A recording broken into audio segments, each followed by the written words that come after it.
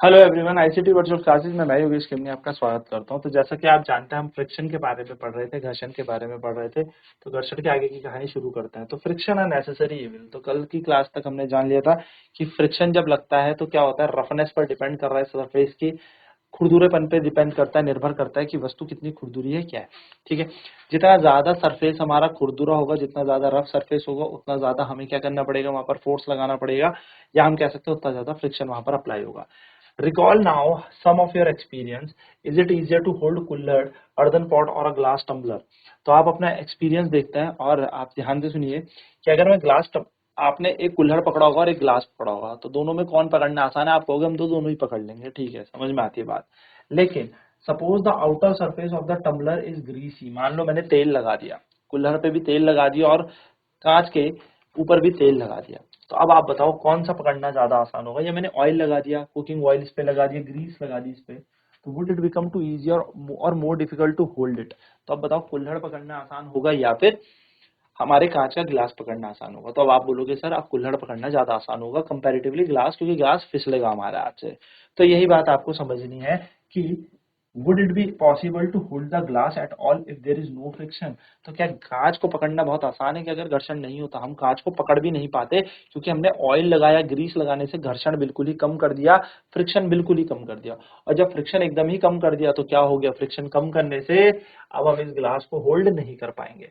तो recall how it is difficult, यही चीज हमें पता लगनी है कि how difficult it is to move on a muddy track और अ वेट मार्बल फ्लोर। कितना मुश्किल हो जाता है जब मिट्टी वाला हो, एकदम वेट मडी यानी कि गीली मिट्टी हो, उसमें चलना मुश्किल हो जाता है। यानी कि जब हम बोलते हैं कीचड़, तो कीचड़ में चलना कितना मुश्किल हो जाता है, उसमें फिसल जाते हैं हम लोग, है ना। और वहीं पर अगर वेट मार्बल का फ्लोर होगा, यानी कि गीला फर्श होगा मार्बल का, और उस पे चलने को बोलेंगे, तो यू कैन इमेजिन उसमें हम चल भी नहीं पाएंगे। क्यों नहीं चल पाएंगे? क्योंकि there is no friction at all, वहां पर घर्षण है ही नहीं। तो कह सकते हो आप walking is possible just because of friction, यानी कि अगर हम कहीं पर चल पा रहे हैं तो घर्षण के कारण ही चल पा रहे हैं। अगर घर्षण नहीं होता, फ्रिक्शन नहीं होता, तो it is not easy for us, ये हमारे लिए इजी नहीं होता कि हम मूव कर सके, चल सके। So you could not write with pen और pencil if there is no friction. Even तो आप लिख भी नहीं पाते, पता, पेन से और पेंसिल से आप लिख भी नहीं पाओगे अगर घर्षण नहीं है। तो जब आपकी टीचर कहती है कि writing with chalk on the blackboard, की चौक से लिखो, ब्लैक बोर्ड पर लिखो, तो it is it's rough surface rubs off the chalk particle which stick to it. तो यही होता है ना, जब चॉक से हम बोर्ड में लिखते हैं तो क्या होता है, चॉक गिरती है, झड़ती है, उसके डस्ट पार्टिकल झड़ते हैं। तो ऐसा क्यों होता है? क्योंकि जब हम चॉक से उस बोर्ड पे लिख रहे हैं ना, तो देयर इज अ फ्रिक्शन, यहाँ पे घर्षण है, और घर्षण के कारण क्या हो रहा है, वो घिस रही है। तो घिसने के कारण वो चॉक जो है उसके पार्टिकल टूट रहे हैं। ठीक है ना। तो यही है। तो nail is fixed in the wall due to the friction. आपको पता है कि जो दीवार में हम कील ठोकते हैं ना, तो कील पे हम क्या मारते हैं, फोर्स मारते हैं, फोर्स के कारण वो कील दीवार में अटक जाती है। वो कैसे अटकती है? घर्षण के कारण अटकती है, तभी वो फिक्स होती है। अगर घर्षण नहीं होता, एकदम चिकना होता, तो ये गिर जाता है, इसके अंदर फिसल जाता। ठीक है। तो ये बात आपको ध्यान रखनी है, कील भी फ्रिक्शन के कारण ही चिपक पा रही है। चलिए फटाफट नोट करते हैं इस मेजर की कॉन्सेप्ट को, एंड देन फिर आगे की तरफ बढ़ते हैं।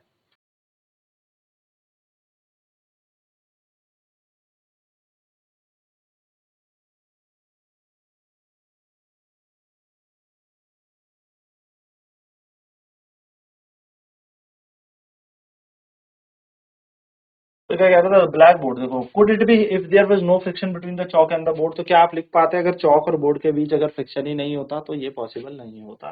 सो if an object start moving it would never stop if there is no friction. तो अगर कोई बॉडी चल रही है और वो चलती ही रहती, वो रुकती ही नहीं कभी, अगर घर्षण नहीं होता। तो had there been no friction between the tyre of the automobile and the road, अगर कभी भी गाड़ी के टायर या मैं कह सकता हूँ जमीन के बीच में फ्रिक्शन नहीं होता, तो they could not be started और स्टॉप। वो स्टार्ट भी नहीं होते ना स्टॉप होते। क्यों? क्योंकि कभी हमें मोड़ मुड़ना है, डायरेक्शन मुड़नी है, कुछ भी करना है, तो फ्रिक्शन इज वेरी इंपॉर्टेंट, घर्षण हमें चाहिए ही चाहिए। सो you could not fix a nail on a wall.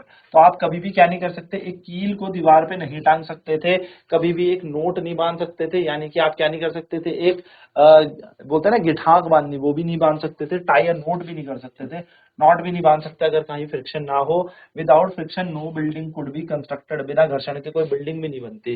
यानी कि फ्रिक्शन भी चाहिए भैया, जीवन में घर्षण होना जरूरी है, फ्रिक्शन होना जरूरी है। क्योंकि फ्रिक्शन अगर हमारी मतलब फ्रिक्शन है तभी ये सारी चीजें बन पा रही है ना। तो ये सारी की सारी चीजें फ्रिक्शन से ही बन पा रही है। तो sole of shoes wear out due to the friction. तो देखा होगा आपने कि जब हम रनिंग करते हैं तो हमारे सोल, जो जूतों के सोल है, या चलते हैं तो जूतों के सोल फट जाता है। क्यों? क्योंकि क्या होता है, जमीन और जूते, या मैं कहूँ उनके बीच घर्षण होता है एंड ये फट जाते हैं घर्षण से। So on other and friction evil भी है भाई। अच्छा, फ्रिक्शन हमारा दोस्त तो है ही, लेकिन फ्रिक्शन एक इविल भी है। इविल यानी कि ये थोड़ा सा हमारे लिए चीजें खराब भी करता है। It wears out a material whether they are screw, ball bearing और shoe sole. You must have seen worn out step of the foot over the bridge of the railway station. तो आप देखते होंगे कि क्या हो जाता है कि जब हम चलते हैं या कहीं भी बेसिकली क्या कर रहे हैं, फ्रिक्शन एक इविल कैसे हो गया, it wears out the material whether they are screws, ball bearings और sole shoes. You must have seen worn out steps of foot over bridges at railway station. Friction जो होता है वो क्या करता है, ये बहुत ज्यादा ही घर्षण से हीट प्रोड्यूस होती है। विगोरस रब करो, अपने दोनों हाथों को घिसना शुरू कर दो तो आप देखोगे इससे हीट डेवलप होती है ना।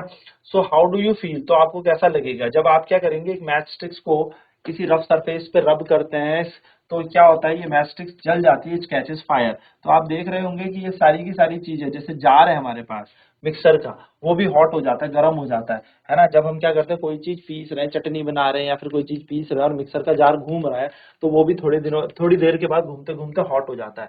तो क्यों होता है, क्योंकि वहां पर क्या होता है, फ्रिक्शन होता है। सो यहाँ पर ये लड़की क्या कर रही है, देखो, rubbing your hand makes you feel warm. तो कुछ मिनट तक इसको चलाओगे तो ये गर्म हो जाएगा। तो ये सारे के सारे फ्रिक्शन के उदाहरण है। तो फ्रिक्शन से क्या प्रोड्यूस होता है, हीट प्रोड्यूस होती है। फ्रिक्शन से ऊष्मा भी आती है। When a machine is operated, heat generated cause wastage of energy. अगर किसी मशीन को आप चलाओगे और वहां पर क्या होगा, हीट जनरेट होती है, तो इससे ज्यादा से ज्यादा वेस्टेज होती है एनर्जी की ना। बहुत ज्यादा घुमाया, अब हीट जनरेट होने लगी, तो जो एनर्जी हमें घुमाने में यूज करनी थी वो तो हीट में भी यूज हो रही है। तो ऊर्जा का यहाँ पर क्या होता है, थोड़ा सा वेस्टेज भी होता है। तो we shall discuss the ways of minimising friction in the following section. तो कहीं कहीं पर फ्रिक्शन हमें चाहिए, जरूरी होना चाहिए, लेकिन कहीं कहीं पर फ्रिक्शन ना हो तो ज्यादा बेटर है। तो जब फ्रिक्शन बहुत ज्यादा हो जाएगा तो हम उसको कम करने के भी हमारे पास तरीके होते हैं। जहां पे हमें फ्रिक्शन चाहिए भैया, वहां पे तो बहुत अच्छी बात है कि चलो अच्छी बात है, घर्षण है। लेकिन जहां पर घर्षण हमें नहीं चाहिए और वहां पर अगर घर्षण बहुत ज्यादा आ रहा है तो हमें उसे मिनिमाइज करना पड़ेगा, उसे कम करना पड़ेगा। आप लोगों ने साइकिल चलाई होगी, साइकिल की चेन में जंग लग जाता है। अब जंग लग जाता है तो हम पैडल मारेंगे तो वो खींचती नहीं है साइकिल, चलती नहीं है साइकिल।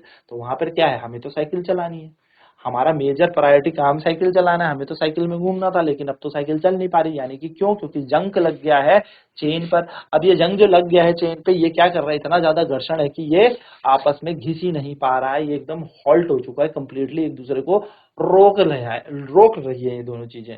तो अगर मुझे इसको स्मूथली चलाना है तो मैं अपने क्या करूंगा, साइकिल की चेन में ऑयलिंग करूंगा, इवन तो ग्रीसिंग करूंगा। तो ग्रीसिंग और ऑयलिंग से क्या हो जाएगा, वो सतह थोड़ी चिकनी हो जाएगी, जिससे मैं रिड्यूस कर चुका हूँ फ्रिक्शन को, यानी कि घर्षण को कम कर दूंगा। और अब it is easier for me to pull the cycle, ये मेरे लिए बहुत आसान हो गया कि मैं साइकिल को चला सकता हूँ। ठीक है, तो इंक्रीजिंग एंड रिड्यूसिंग फ्रिक्शन की हम किस तरीके से इंक्रीज कर सकते हैं फ्रिक्शन को। इंक्रीज कहां पर करना होगा, जहां पर हमें जरूरत होगी, फ्रिक्शन चाहिए और वहां पर फ्रिक्शन नहीं है। और डिक्रीज कहां करना होगा, जहां पर हमें फ्रिक्शन बिल्कुल नहीं चाहिए लेकिन वहां पर फ्रिक्शन है। यानी कि घर्षण को कम कहां किया जाएगा, वहीं पे किया जाएगा ना जहां पे घर्षण तो है लेकिन मुझे इसकी जरूरत नहीं है। अब कैरम बोर्ड आप लोग खेलते हैं, तो कैरम बोर्ड में जब आप स्ट्राइकर से मारेंगे तो स्ट्राइकर से किसी, मान लेते हैं किसी भी, आप क्वीन पॉट कर रहे हैं या किसी भी व्हाइट या ब्लैक किसी पे भी आप स्ट्राइक कर रहे हैं, तो होगा क्या, किसी पर भी जैसे ही आप स्ट्राइक करेंगे तो आपको स्ट्राइकर इतना स्मूथ चाहिए कि जाए और टकरा के आए या लग जाए। लेकिन अगर मान लो बहुत ही रफ सरफेस है तो कैरम में हम क्या डालते हैं, पाउडर डालेंगे। पाउडर डालने से क्या होगा, वो स्ट्राइकर जो है वो क्या हो जाएगा, बहुत इजीली मूव करेगा, क्योंकि फ्रिक्शन रिड्यूस करना है। तो बेसिकली फ्रिक्शन को जहां पर नहीं चाहिए वहां पर फ्रिक्शन है तो कम करना है, और जहां पर कम है और अगर हमें चाहिए तो हमें ज्यादा करना है। तो हमारे पास तरीके होते हैं इंक्रीज और डिक्रीज फ्रिक्शन को करने के, यानी कि घर्षण को बढ़ाने के और घर्षण को घटाने के हमारे पास तरीके। तो क्या है उनमें से पहला तरीका, so as you have seen in the previous section, friction is desirable in some situations. हमने देखा अभी पिछले सेक्शन में कि भाई जो घर्षण है वो डिजायरेबल है, हमें जरूरत है, कहीं कहीं कुछ कुछ ऐसी सिचुएशन है, कोई कोई ऐसी यहाँ पर कंडीशन है जहां पे हमें घर्षण चाहिए होता है। Have you ever thought why the sole of your shoes is grooved. कभी आपने सोचा कि आपके जो जूतों के जो सोल होते हैं वो ग्रूव्ड होते हैं, उनके नीचे डिजाइन बना होता है।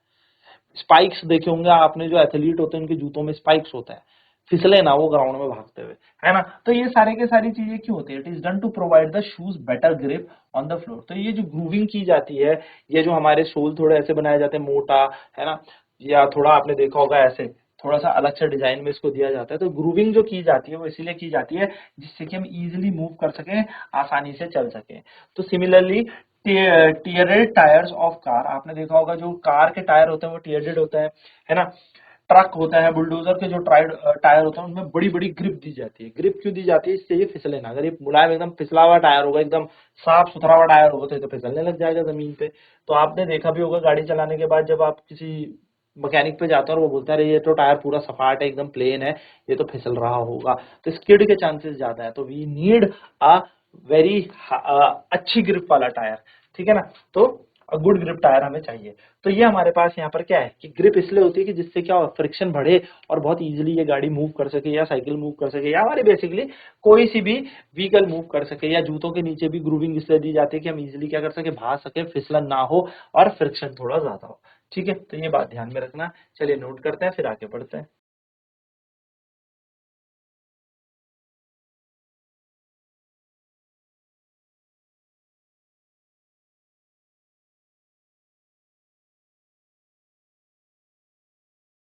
ठीक है, तो देखो यहाँ पे क्या क्या है, we deliberately increase friction by using brakes. तो हम क्या करते हैं, मन से चाहते हैं कि कहीं कहीं पर फ्रिक्शन बढ़े, तो डेलिबरेटली हम क्या करते हैं, जब ब्रेक का यूज करते हैं, ब्रेक पैड्स लगाते हैं, तो वो क्या करता है ऑटोमोबाइल्स में या साइकिल में क्या करता है, फ्रिक्शन हम मन से बढ़ा रहे हैं कि फ्रिक्शन बढ़े, जितना ज्यादा फ्रिक्शन वहां एकदम ब्रेक लगाने से बढ़ेगा, गाड़ी उतने अच्छे से रुकेगी, स्टॉप होगी।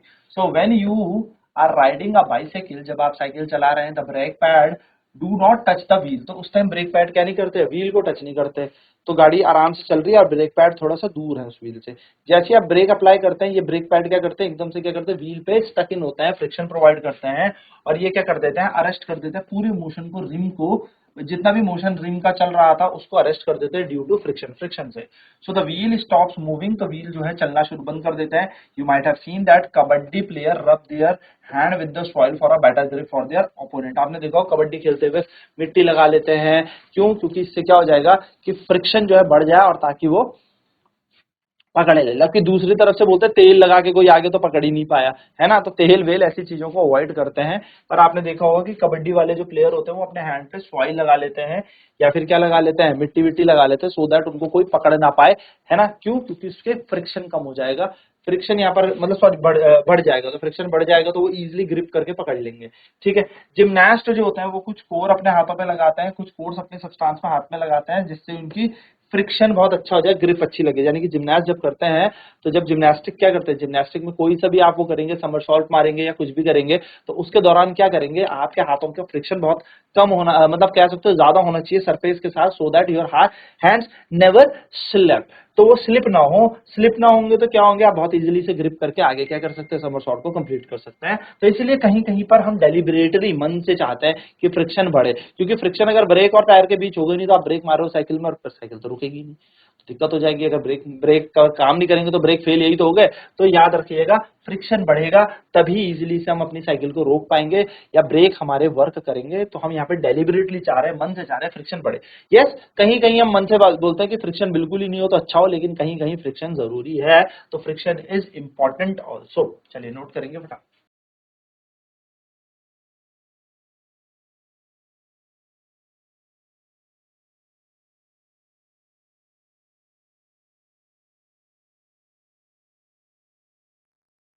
ठीक है, तो ये बात आपको ध्यान रखनी है कि जो आपके कबड्डी प्लेयर्स होते हैं, कुछ भी होते हैं, ये फ्रिक्शन को बढ़ाना चाहते हैं, सो दैट इनकी ग्रिप जल्दी से ना आए, ये फंसे ना जल्दी से। ठीक है, नेक्स्ट बात करते हैं। अब कुछ कुछ सिचुएशन ऐसी हैं, कुछ कुछ ऐसी कंडीशन हो जाती है जब फ्रिक्शन इज अनडिजायरेबल, हमें फ्रिक्शन नहीं चाहिए, and we would want to minimise it, और हम चाहते हैं कि ये घट जाए। यानी कि कुछ कंडीशन, कुछ शर्तें ऐसी हैं जहां पर घर्षण नहीं चाहिए, हमें बिल्कुल पसंद ही नहीं है घर्षण। तो ऐसी क्या शर्त हो सकती है? Why do you sprinkle fine powder of on a carrom board? आप क्यों कैरम बोर्ड के ऊपर फाइन पाउडर यानी कि बारीक बारीक से पूरा पाउडर छिड़क देते हैं? आप क्यों कैरम बोर्ड के ऊपर इस पाउडर को डाल रहे हैं? क्यों? क्योंकि जब आप इसको डालेंगे तो फ्रिक्शन कम हो जाएगा और इजिली आप गेम खेल पाओगे। You might have noticed that when a few drops of oil are poured on the hinges of a door, the door moves smoothly. आपने देखा होगा जब जो दीवार की हाइंजेस, सॉरी डोर की जो हाइंजेस है, जिनको हम कब्जे कहते हैं, ठीक है, उसमें अगर हम कुछ ड्रॉप तेल डाल देंगे या ग्रीसिंग उसकी कर देंगे, तो दरवाजा बहुत आसानी से क्या कर जाता है, खुलने लग जाता है, बंद होने लग जाता है। फिर जैसे मैंने आपको बताया, जो बाइसाइकिल है, साइकिल है या मोटर मैकेनिक होते हैं, ये ग्रीस का यूज करते हैं moving part of these machines, इनके टायर में, इनके चेन में ग्रीस लगाते हैं, ग्रीसिंग करते हैं, ऑयलिंग करते हैं, जिससे कि मशीन इजीली और स्मूथली चल सके। सो इन सभी केसेस में कर क्या रहे हैं, हम घर्षण घटा रहे हैं, यानी कि we want to reduce friction, तो हम घर्षण को घटा रहे हैं। तो फ्रिक्शन को रिड्यूस कर लेंगे तो इससे क्या होगा, किसी मशीन की या किसी भी चीज की एफिशिएंसी बढ़ जाएगी। तो friction in order to increase the efficiency when oil, grease and graphite is applied between the moving part of a machine, a thin layer is formed there and moving surface do not directly rub against each other. तो होगा क्या, जब हम किसी cycle के chain पर Greece लगा दें, साइकिल की चेन पर ऑयलिंग कर दें, या मूविंग पार्ट्स, किसी मशीन के मूविंग पार्ट्स में हम क्या कर दें, ऑयलिंग कर दें, तो वो बहुत इजीली क्या करने लगेगा, वर्क करने लगेगा, स्मूथली मूव करने लगेगा। मशीन के जो दो पार्ट आपस में रब कर रहे हैं उनके बीच घर्षण कम हो गया, तो बहुत आसानी से चलने लगेंगे, इससे घर्षण कम होगा तो इजीली वो काम करेगा और कम से कम हीट जनरेट होगी, एनर्जी का लॉस कम होगा। तो फ्रिक्शन से हमें काफी, मतलब फ्रिक्शन को रिड्यूस करके हमें काफी फायदा होगा। होगा क्या, जो इंटरलॉकिंग होती है ना, वो अवॉइड हो जाती है ग्रेट एक्सटेंट में, यानी कि इन दोनों के बीच जैसे इंटरलॉकिंग है, तो मैंने क्या कर दिया, इन दोनों के बीच तेल लगा दिया, तो इंटरलॉकिंग अब रुक गई, इन दोनों की इरेगुलरिटी एक दूसरे को तो रोक पा नहीं रही, तो इंटरलॉकिंग रुक गई। जब लॉक ही नहीं कर पा रहा नीचे वाला सरफेस ऊपर वाले को, तो ये तो आसानी से फ्लो कर जाएगा ना। तो ऐसे मशीन हो या फिर हमारी साइकिल हो या फिर हमारी गाड़ी हो, तो उसके जो भी मूविंग पार्ट है, अगर उसमें हम ग्रीसिंग कर देंगे, ऑयलिंग कर देंगे, तो it will be easier for us to move that vehicle without the loss, less loss of energy. ठीक है, तो मूवमेंट बिकम स्मूथ, तो चलना फिरना स्मूथ हो जाएगा। So the substance which reduce friction are called lubricants. तो जो भी ऐसे सब्सटेंस हैं उनको लुब्रिकेंट्स कहते हैं, जो घर्षण को घटा देते हैं, यानी कि ऐसे पदार्थ जो घर्षण को कम कर देते हैं, घटा देते हैं, उनको हम लुब्रिकेंट कहते हैं। ठीक है, तो लुब्रिकेंट के यूज से हम क्या कर सकते हैं, फ्रिक्शन को कम कर सकते हैं। तो मशीन के पार्ट एक दूसरे को रब कर रहे थे, बहुत ज्यादा घर्षण हो रहा था, बहुत ज्यादा आवाज कर रहे थे, खे खे खे, तो हमने क्या लगा दिया, इनके बीच ग्रीस लगा दिया, हमने तेल लगा दिया, जिससे कि स्मूथली वर्क करने लगे, बहुत आसानी से काम करने लग गए, घर्षण कम हो गया तो एनर्जी का लॉस कम हो गया, ना आवाज आएगी और काम भी ज्यादा ये मशीन अच्छे से कर पाएगी। सेम टाइम पर मैं बोलूं, साइकिल की चेन है, साइकिल की चेन में भी ग्रीसिंग कर दी, जैसे साइकिल की चेन में मान लो जंग लगा है, तो वो तो खींचना बहुत टफ हो जाएगा, साइकिल को वो चलेगी ही नहीं। तो साइकिल की चेन को हमने क्या किया, वो सारा हमने उसका जंग हटाया, उसमें ग्रीसिंग ऑयलिंग की, so that it can be protected for further corrosion, आगे होने वाले आप कह सकते हो जंग लगने से उसको बचाया जा सके, एंड फर्दर कोरोजन को हम क्या कर सकते हैं, रोक सकते हैं बाय अप्लाइंग ग्रीस और लुब्रिकेंट्स। बेसिकली लुब्रिकेंट्स हम यहाँ पर बोलते हैं। आपने देखा भी होगा, गाड़ी के अंदर भी आपके इंजन ऑयल डलता है, इंजन ऑयल का काम क्या होता है, उसके अंदर पिस्टन होता है, तो दे गेट रब्ड टुगेदर, वो पिस्टन क्या करते हैं ना, आपस में रब करते हैं एक दूसरे के साथ, तो वो स्मूथली रब कर सके। अगर वहां पर इंजन ऑयल नहीं होगा तो देयर इज क्या हो जाएगा, वहां पे एयर होगा, एयर होगा तो बहुत ज्यादा आपस में क्या करेंगे, रब करेंगे, हीट जनरेट होगी, जिससे इंजन हमारा सीज होने के चांस होते हैं, पिस्टन टूट जाएंगे तो इंजन खराब हो जाएगा। बट अगर हम प्रॉपर इंजन ऑयल उसमें डालेंगे तो क्या होगा, रबिंग बहुत इजीली हो जाएगी, बीच में तेल है तो ज्यादा यहाँ पर घर्षण होगा नहीं इनके बीच में, और बहुत आसानी से पिस्टन अपने वर्क करेंगे और हमारा इंजन अच्छे से हेल्दी रहेगा, प्रॉपरली वर्क करेगा गाड़ी का इंजन। ठीक है, तो यही हमारे पास सारे का सारा इसमें फिनोमिना है। तो कुछ सिचुएशन में in some machine it may be not be advisable to use oil as lubricant, तो कुछ मशीन में हमें मना कर देते हैं कि तेल यूज मत करना, लुब्रिकेंट में तेल यूज मत करना। Air cushion between the moving part is use to reduce friction, तो वहां पे ना एक एयर कुशन होता है, यानी कि थोड़ा सा एयर गैप होता है, और वो एयर कुशन को यूज करता है एज अ लुब्रिकेंट। ठीक है, तो यहाँ पे फ्रिक्शन कैसे घटाया जाएगा, यहाँ पर फ्रिक्शन इसी लुब्रिकेंट से घटाया जाएगा, ये एयर फ्रिक्शन से एयर चैम्बर से हटाया जाएगा। अच्छा, ये रहा हमारे पास एक्शन ऑफ लुब्रिकेंट, किस तरीके से लुब्रिकेंट काम करता है। देखो, ये है पहला सरफेस जिसके अंदर की इंटरलॉकिंग हमें दे रखी है। अब अगर ये सरफेस के ऊपर दूसरा सरफेस होगा तो ये तो आपस में इंटरलॉक हो जाएंगे ना, चिपक जाएंगे। लेकिन जैसे ही मैंने क्या किया, मैंने यहाँ पर क्या कर दिया, ये लगा दिया, देखो लुब्रिकेंट लगा दिया, मैंने यहाँ पर लुब्रिकेंट लगा दिया, मैंने यहाँ पर क्या लगा दिया, लुब्रिकेंट यहाँ पर यूज कर दिया। तो जैसे ही मैं इन दोनों के बीच में लुब्रिकेंट यहाँ पर यूज कर दूंगा, अब होगा क्या, ऊपर की इंटरलॉकिंग नीचे की इंटरलॉकिंग के बीच में कौन आ गया, लुब्रिकेंट, तो इंटरलॉक तो हो नहीं पाया और बहुत स्मूथली ये स्लाइड कर जाएगा ओवर द फर्स्ट सरफेस, यानी कि ऊपर वाली बॉडी नीचे वाली सरफेस के ऊपर स्लाइड कर जाएगी। तो रिड्यूस कर देते हैं हम फ्रिक्शन को, यानी कि फ्रिक्शन को घटा देते हैं, घर्षण को घटा दिया जाता है। तो घर्षण घटाने के तरीके क्या है, तो घर्षण घटाने के लिए हमारे पास पहला तरीका क्या होता है, लुब्रिकेशन को यूज करो, लुब्रिकेंट्स यूज करो। क्या क्या हो सकते हैं लुब्रिकेंट्स, ऑयल हो सकता है, ग्रीस हो सकता है, ये सारी चीजें हमें उपयोग में लानी है, जिससे कि घर्षण घट जाए, और घर्षण घट जाएगा तो स्मूथली मोशन हो जाएगा, बॉडी चलने फिरने में आराम, मतलब बॉडी आराम से मोशन कर सकती है without any loss of heat.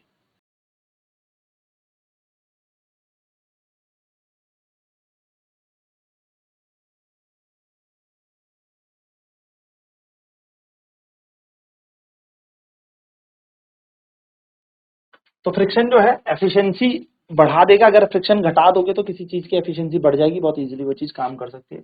तो जब ऑयल, ग्रीस या ग्रेफाइट को आप अप्लाई करोगे किसी भी मशीन में तो एक थिन लेयर बन जाएगी, इन दोनों मशीन के पार्ट्स के बीच में लेयर बन गई ना, परत बन गई, तो अब आसानी से क्या हो सकती है, परतों के बीच में काम आराम से ये दोनों एक दूसरे के ऊपर रब हो सकती है विदाउट एनी एक्चुअल कॉन्टैक्ट, आपस में कॉन्टैक्ट नहीं आएगी, बीच लेयर आएगी, अब लेयर तो बहुत स्मूथली इसको मूव करवा देगी और आसानी से क्या हो जाएगा, मूव हो जाएगी। ठीक है, तो friction can never be entirely eliminated, yes friction को हम कभी पूरी तरीके से हटा ही नहीं सकते, बस अगर हम परफेक्टली स्मूथ भी बना रहे हैं तो भी थोड़ी बहुत तो फ्रिक्शन वहां पे रहेगा, तो ऐसा समझ लेना कि फ्रिक्शन बिल्कुल ही ऐसा नहीं हो सकता कि कभी खत्म हो जाए। ठीक है, चलिए व्हील्स रिड्यूस फ्रिक्शन। अब हुआ क्या कि पहले टाइम में हमने रब करना शुरू कर दिया, लेकिन अब जब किसी बॉडी को हम स्लाइड कर रहे थे, किसी बॉडी को हमने रोड पे धक्का दिया, यानी कि गाड़ी चल रही थी, तो गाड़ी चल रही थी, आपने देखे होंगे कि आप कुर्सी को खींचना कितना टफ हो जाता है, अगर हैवी कोई कुर्सी है तो खींचना टफ हो जाएगा, लेकिन अगर उसके टायर लगे हों छोटे छोटे तो इजीली मूव हो जाएगी। यानी कि व्हील भी इसीलिए आए कि जिससे फ्रिक्शन रिड्यूस कराया जाए। तो व्हील यानी कि आप कह सकते हो पहिए से घर्षण कम होता है, फ्रिक्शन कम होता है। तो you must have scene attaches and other pieces of the luggages with the rollers. आपने देखा होगा जो अटैची होती है, जो अटैचेस होती है ना, वो देखी होंगे आपने, या फिर आपने लगेज देखे होंगे। तो लगेजेस जो आपके बैग होता है उनके ऊपर अब टायर आता है ना, तो लगेजेस हो गए, ये सब पे क्या होता है टायर, या कि इवन तो बच्चा भी इसको खींच सके इजीली, क्या कर सकता है हम इसको पुल कर सकते हैं, खींच सकते हैं लाइक दिस। तो ये टायर यहाँ पे हमें देखने को मिल रहे हैं। तो ये रोलिंग फ्रिक्शन के यहाँ पर अब बात होने वाली है, यानी कि यहाँ पर अब हम इसको इजीली मूव कर सकते हैं। इसके उदाहरण के तौर पर एक एक्टिविटी है, एक बुक ले, बुक को थोड़ा सा धक्का दें तो बुक थोड़ा सा आपके आगे जाके शिफ्ट होगी, लेकिन इसके नीचे आपने 3 पेंसिल लगाए और अब धक्का दो तो ये थोड़ा आगे और ज्यादा चली जाएगी। कारण क्या है इसको जाने का, कारण यही है कि जब इसके नीचे सर्कुलर चीज आई तो सर्कुलर से फ्रिक्शन कम हो गया, यानी कि व्हील आए तो व्हील से घर्षण कम हो गया, और अब रोलर से आसानी से ये बॉडी रोल कर पा रही है। So when one body rolls over other body, जब एक बॉडी दूसरी बॉडी के ऊपर रोल करे, रोल का मतलब गोल घूमे, रोल करना शुरू करे, तो इसको हम रोलिंग फ्रिक्शन कहते हैं। तो रोलिंग फ्रिक्शन से भी क्या होता है, रोलिंग से यानी कि टायर से फ्रिक्शन और ज्यादा घट जाता है, reduce friction. So it is always easier to roll than to slide a body over another. तो हमेशा ये बहुत आसान होता है किसी बॉडी को रोल करना किसी बॉडी के कंपैरिजन में। तो किसी को अगर किसी बॉडी पे हमने रोल कराना तो हम इजीली रोल करा सकते हैं, rolling is easy. That is the reason it is convenient to the pull luggage fitted with roller. तो ये बहुत आसान हो जाएगा कि जब हम क्या करेंगे किसी रीजन से, that is the reason it is convenient to pull luggage fitted with roller. तो इसीलिए हमारे लिए आसान हो जाता है कि रोलर लगे हुए हमारे लगेजेस पे, तो हम इजीली उसे खींच सके। Can you now understand why the wheel is said to be one of the greatest invention for the mankind. भाई मानव जाति के लिए तभी तो पहिए को सबसे बड़ा ग्रेट इन्वेंशन का है। घर्षण कम हो गया, अब घर्षण कम हो गया तो कहीं से कहीं चले जाएंगे। स्लाइडिंग फ्रिक्शन भी होता है, पर स्लाइडिंग फ्रिक्शन थोड़ा सा ज्यादा होता है। ठीक है, तो since rolling friction is smaller than sliding friction, तो किसी बॉडी को किसी के ऊपर घिस रहे हो, यानी कि यहाँ पर क्या कर रहे हैं, जैसे आप एक बॉक्स को धक्का दो और वो क्या कर रहा है, स्लाइड कर रहा है किसी के ऊपर, तो वहां पर बनता है स्लाइडिंग फ्रिक्शन। अगर मैं वहीं पर टायर लगा दूं तो बन जाएगा रोलिंग फ्रिक्शन। तो रोलिंग फ्रिक्शन कम होता है, टायर वाली चीज ज्यादा आसानी से चली जाएगी, घिसने वाली चीज थोड़ा सा हल्के जाएगी, और स्टैटिक फ्रिक्शन तो सबसे ज्यादा होता है। तो एक नोट पॉइंट याद रख लेना, स्टैटिक फ्रिक्शन सबसे ज्यादा है। स्टैटिक फ्रिक्शन यानी कि जब वस्तु रुकी हुई है उसको चलाना सबसे ज्यादा टफ है, उससे कम होता है स्लाइडिंग फ्रिक्शन। यानी कि अगर हम किसी बॉडी को घिस रहे हैं तो यहाँ से घिसते हुए फिसलते हुए वो जाएगी तो स्लाइडिंग फ्रिक्शन लगेगा, ये थोड़ा सा कम होता है वस्तु को चलाने से, और रोल बहुत ही कम होता है, यानी कि रोलिंग फ्रिक्शन तो सबसे ज्यादा ही कम होता है। रोलिंग फ्रिक्शन हमारा सबसे ज्यादा कम होता है। ठीक है, रोलिंग फ्रिक्शन हमारा सबसे ज्यादा कम होता है। तो इस बात को ध्यान में रखना कि जो रोलिंग फ्रिक्शन है,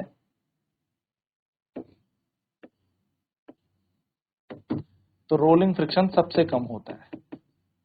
ठीक है, रोलिंग फ्रिक्शन सबसे ज्यादा कम होता है।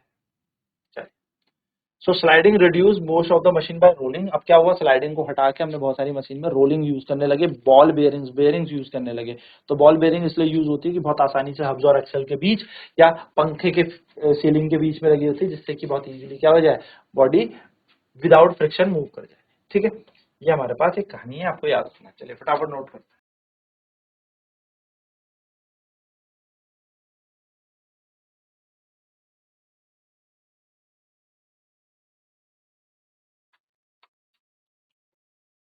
तो ये हमारे पास देखो बॉल बेरिंग दे रखी है ना, तो बॉल बेरिंग में हमें यहाँ पर क्या होगा, बॉल बेरिंग यहाँ पर क्या करेगी, बहुत इजीली से क्या कर देगी, ये पंखा है ना, पंखे के अंदर का ये डायग्राम, तो पंखा जब मूव करता है तो बॉल बेरिंग होती है जिससे आराम से पंखा रोटेट कर सके, घूम सके। ठीक है, सो बॉल बेरिंग से क्या हो जाता है, रिड्यूस हो जाता है फ्रिक्शन, फ्रिक्शन घट जाता है, यानी कि घर्षण कम हो जाएगा। तो ये बात आपको याद रखनी है, क्वेश्चन आपके पास कई बार पूछेगा भी कि स्टैटिक फ्रिक्शन ज्यादा होता है स्लाइडिंग या रोलिंग, तो सबसे कम रोलिंग होता है। टायर लगा के घर्षण बिल्कुल खत्म हो गया, स्लाइड वाला घर्षण थोड़ा बहुत तो है ज्यादा, पर टायर वालों से ज्यादा है, ठीक है। और स्टैटिक किसी वस्तु को, अगर रुकी हुई वस्तु है उसको धक्का देना है तो वो स्टार्टिंग में बहुत ज्यादा आपका फोर्स लगाएगी, क्योंकि इंटरलॉकिंग बहुत ज्यादा है, इंटरलॉकिंग ज्यादा, तो इंटरलॉकिंग को तोड़ने के लिए you need much amount of force to break those irregularities between the two bodies, ठीक। चल, तो सिंपल सीधी सी बात है, आपको याद रखना है कि व्हील से घर्षण कम हुआ, व्हील लगाने से घर्षण कम होता है। तो तीन तरीके के फ्रिक्शन हमने यहाँ पर पढ़ लिए, स्टैटिक, सेकंड है काइनेटिक, बोलते हैं बेसिकली दूसरे वाले को, लेकिन यहाँ पर काइनेटिक नहीं है, स्लाइडिंग है, क्योंकि बॉडी रब कर रही है, स्लाइड हो रही है, the body is being sliding over another body. And third is the rolling friction, यानी कि रोल कर रही है बॉडी, क्या कर रही है, रोल करती हुई चल रही है, यानी कि उस पर टायर लगे हुए हैं, तो टायर से इजी हो जाता है क्या, मूव करना इजिली, टायर के हेल्प से एक जगह से दूसरी जगह पे बॉडी चली जाएगी without less amount of using of friction. तो बॉल बेरिंग इसी का उदाहरण है, इसलिए आपकी साइकिल में भी, साइकिल में तो नहीं पर गाड़ियों के अंदर ही बॉल बेरिंग लगी हुई होती है कि इजिली हम बॉल बेरिंग की हेल्प से क्या कर सके, ये घूम सके। तो ये बेसिक से आइडिया आपको याद रखना है। नेक्स्ट क्लास में हम लोगों ने बात करनी है फ्लूइड फ्रिक्शन की। भैया हमने सॉलिड्स में तो देख लिया कि सॉलिड में यानी कि ठोस पदार्थों में तो घर्षण लग रहा था, फ्लूइड यानी कि जो चीजें बह सकती हैं, द टेंडेंसी टू फ्लो, यानी कि ऐसी चीजें जिनके अंदर टेंडेंसी टू फ्लो है, बह सकती हैं, क्या उनके अंदर भी घर्षण लगता है, लाइक हवा, पानी, इनमें क्या घर्षण होता है? तो नेक्स्ट क्लास में चर्चा करेंगे इसी के ऊपर। तो आज की क्लास में इतना ही। आईसीटी वर्चुअल क्लासेस में जुड़ने के लिए धन्यवाद। आपका दिन शुभ हो।